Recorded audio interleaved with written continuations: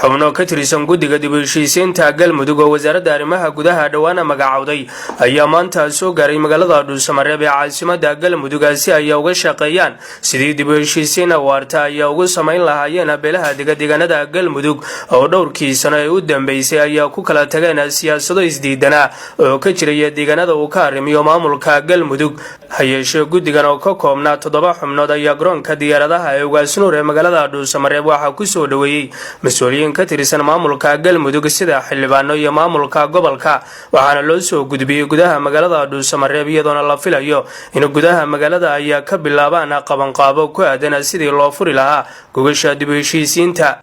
waxaan aad ugu faraxsanahay inaan maanta ku soo biiro inaga oo doonayna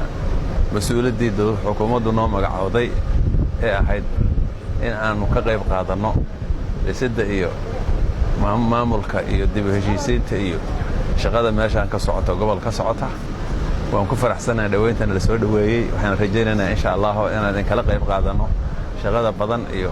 isku juhdiga aad ku haysaan aad meeshaan ka wadaan adinka oo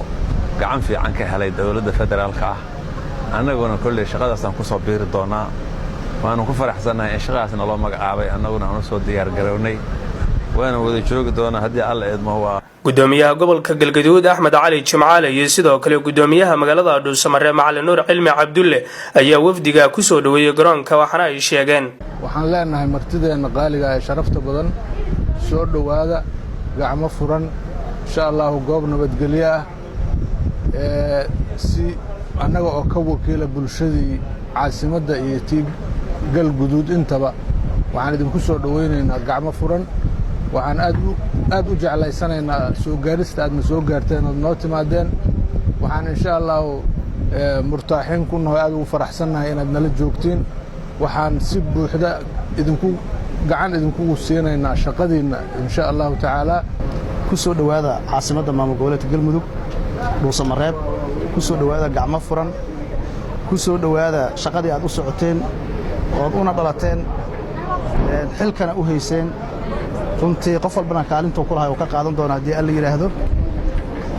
halka kan shaqooyin badan baa ka socda shaqooyinka wixii idinka hormaray waa hormareen wixii aad soo haleesheen insha Allah kaalintiina ka qaadan doontaan. Maxamed Cabduuli Tooxow